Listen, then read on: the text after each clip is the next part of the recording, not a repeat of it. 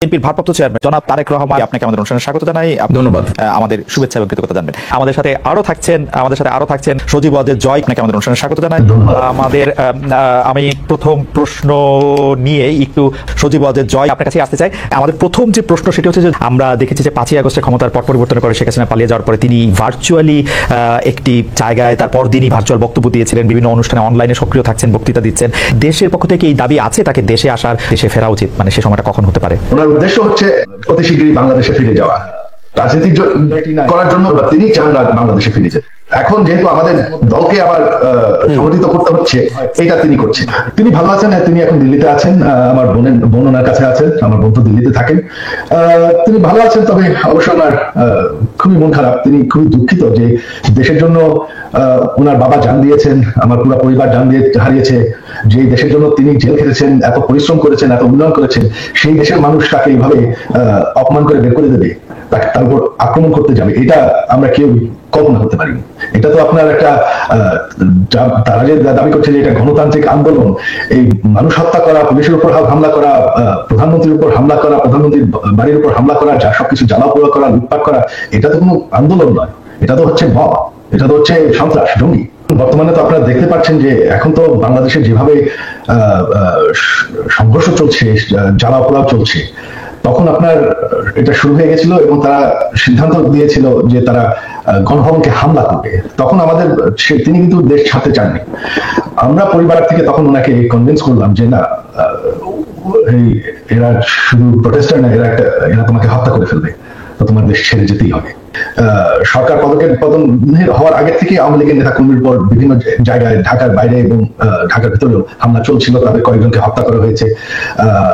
তো এখানে যে শুধুমাত্র সরকারের দোষ দেওয়া হয়, আওয়ামী লীগের দোষ দেওয়া হয়, সেটা ঠিক না। এখন তো দেখা যাচ্ছে আওয়ামী লীগ নাই, আওয়ামী লীগ সরকার নেই, তবে নির্যাতন তো চলছে। আমাদের সকল মন্ত্রীদের বাসা জ্বালিয়ে দেওয়া হয়েছে, বঙ্গবন্ধু মিউজিয়াম পর্যন্ত জ্বালিয়ে দেওয়া হয়েছে, যেখানে জাতির জনক বঙ্গবন্ধু এবং আমার পুরো পরিবারকে হত্যা করা হয়, সেটা একটা মিউজিয়াম ছিল, সেটাকে তারা পুড়িয়ে ফেলেছে। আমাদের নেতাকর্মী, কয়েকজন এমপি মারা গিয়েছেন, অনেক নেতাকর্মীকে হত্যা করা হয়েছে। আর আমি শুনতে পাচ্ছি যে হিন্দুদের উপর আক্রমণ হয়েছে, কিছু মন্দির পুড়িয়ে দেওয়া হয়েছে। তো এই সংঘর্ষ তো আগে থেকেই শুরু হয়ে গেছিল।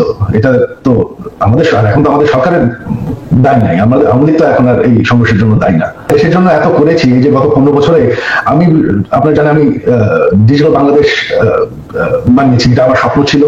আমি সরকার থেকে কোনো বেতন নেই, বিনামূল্যে আমি এই কাজটা করেছি। আমি প্রচুর পরিশ্রম করেছি বাংলাদেশকে ডিজিটাইজ করতে, গ্রাম পর্যন্ত ডিজিটাল বেনিফিট পৌঁছানোর। তারপরে যদি বাংলাদেশের মানুষ, এই যে উন্নয়ন আমরা করেছি, তারপরে যদি বাংলাদেশের মানুষ আমার পরিবারের সাথে এরকম করে, তাহলে আমাদের আর কিছু বলার করার নেই। আওয়ামী লীগ মরে যায়নি, আওয়ামী লীগ হচ্ছে বাংলাদেশের সব থেকে পুরাতন দল। সবাই যে মনে করে যে আওয়ামী লীগের পপুলারিটি নাই, দেশে আপনার 17 কোটি মানুষ, 17 কোটি মানুষের মধ্যে এখনো আপনি যদি নিরপেক্ষ নির্বাচন হয়, আমি জানি আওয়ামী লীগ ভোটে জিতে আসবে। হ্যাঁ, 100% ভোট কোনোদিন কোনো গণতন্ত্রে কোনো সরকার পায় না। আমাদের বিরুদ্ধে যারা ভোট হেরে গেছে বা তারপর তো বয়কট করেছি, হ্যাঁ, এদেরকেই আপনি দেখেছেন যারা আওয়ামী লীগ বিরোধী, তাদেরকেই দেখা গেছে। তবে আওয়ামী লীগের যারা সমর্থক, তারা কিন্তু দেশে আছে।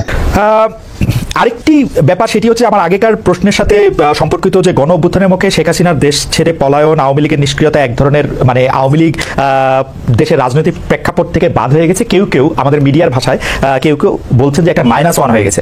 অন্তর্বর্তী সরকারকে নিয়ে কোনো -2 সংখ্যা কি আছে?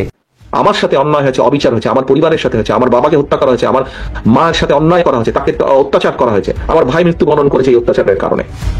আজকে এর জবাব যদি আমাদেরকে দিতে হয়, এই অন্যায় অত্যাচারের, আপনাদের সাথে যে অন্যায় হয়েছে, আমাদের বহু নেতাকর্মী, বাবা মারা গিয়েছে, মা মারা গিয়েছে, স্বজন মারা গিয়েছে, হাত করা অবস্থায় তাকে জানাজা করতে বাধ্য করেছে, আমাদের বহু সহকর্মী মারা গিয়েছে জেলখানার ভিতরে হাত করা পড়া অবস্থায়।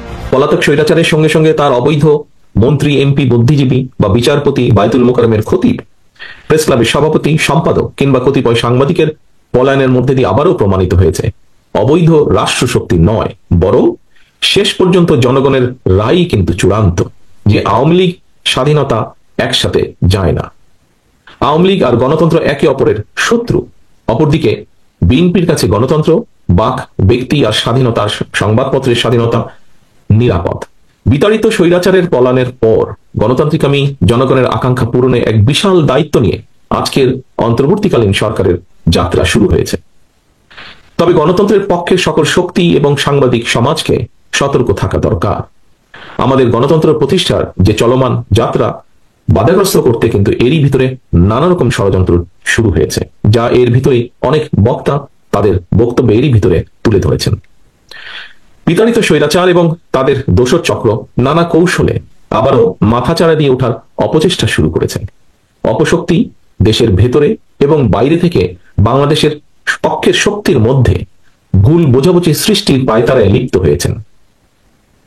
তবে সবাই যদি আমরা সতর্ক থাকি, বাংলাদেশের পক্ষের শক্তির মধ্যে ভুল বোঝাবুঝির অবকাশ থাকবে না বলে আমি দৃঢ়ভাবে বিশ্বাস করি। পলাতক মাফিয়া সরকার গত ১.৫ দশকে বিএনপি সহ বিভিন্ন দল ও মতের হাজার হাজার মানুষকে হত্যা করেছিল, শত শত নেতাকর্মীকে গুম অপহরণ করেছিল। বিএনপির ৫০ লক্ষেরও বেশি নেতাকর্মীর বিরুদ্ধে প্রায় ১.৫ লক্ষ মামলা দিয়েছিল। লক্ষ লক্ষ নেতাকর্মী, বিএনপি সহ বিভিন্ন বিরোধী দলের লক্ষ লক্ষ নেতাকর্মী ঘর ছাড়া হয়েছিলেন। অকারণে, বিনা কারণে, বিনা অপরাধে mother of democracy Begum Khaleda জিয়াকে ৫ বছরও বেশি সময় কারাবন্দী করে রাখা হয়েছিল। পলাতক স্বৈরাচারের নির্দেশে শুধু জুলাই আগস্টেই গণ অভ্যুত্থানে কমপক্ষে ২,০০০ ছাত্র জনতাকে শহীদ করা হয়েছে, কমপক্ষে ৩০,০০০ মানুষকে করা হয়েছে আহত। গণ অভ্যুত্থানের এই সময় শুধুমাত্র বিএনপি এবং এর অঙ্গ সহযোগী সংগঠনের শুধুই মাত্র ৪ শতাধিকেরও বেশি নেতাকর্মী শহীদ হয়েছেন। এর বাইরেও যারা শহীদ হয়েছেন বা হতাহত হয়েছেন, হয়তো তারা সরাসরি বিএনপির কর্মী নন, তবে অবশ্যই তারা বাংলাদেশের পক্ষের শক্তির সাহসী প্রাণ। তারা ছিলেন আমাদেরই কারো সন্তান, আমাদেরই কারো ভাই, কারো বন্ধু, কারো সহকর্মী কিংবা স্বজন। এমন হাজারো হতাহত ছাত্র জনতার আত্মত্যাগের বন্ধনে বাংলাদেশের পক্ষের শক্তির মধ্যে জাতীয় ঐক্য গড়ে উঠেছে। সুতরাং আমরা যারা বেঁচে আছি, শহীদদের আকাঙ্ক্ষা একটি গণতান্ত্রিক, মানবিক, বৈষম্যহীন বাংলাদেশ প্রতিষ্ঠার মাধ্যমে শহীদদের রক্তের ঋণ পরিশোধ করা আমাদের দায়িত্ব। একই সঙ্গে পলাতক স্বৈরাচার আর তার দোসররা যাতে রাজনীতিতে পুনর্বাসিত হতে না পারে, সেই ব্যবস্থা গ্রহণ করাও কিন্তু আমাদের কর্তব্য। এজন্যই যথাযথ আইনগত এবং রাজনৈতিক পদক্ষেপ নেওয়া প্রয়োজন বলে আমরা মনে করি। পলাতক মাফিয়া খুনিদের পুনর্বাসন ঠেকাতে তাদেরকে একদিকে আদালতে বিচারের মুখোমুখি করা প্রয়োজন, অপরদিকে তাদেরকে অবশ্যই জনগণের আদালতের রাজনৈতিক বিচারে প্রত্যাখ্যাত হওয়ার পরিস্থিতিতেও ফেলতে হবে। যদি এই দুইয়ের সমন্বয় ঘটাতে পারি আমি দৃঢ়ভাবে বিশ্বাস করি গণবিরোধী বিতাড়িত অপশক্তি বাংলাদেশের রাজনীতিতে আর মাথা তুলে দাঁড়াতে সক্ষম হবে না।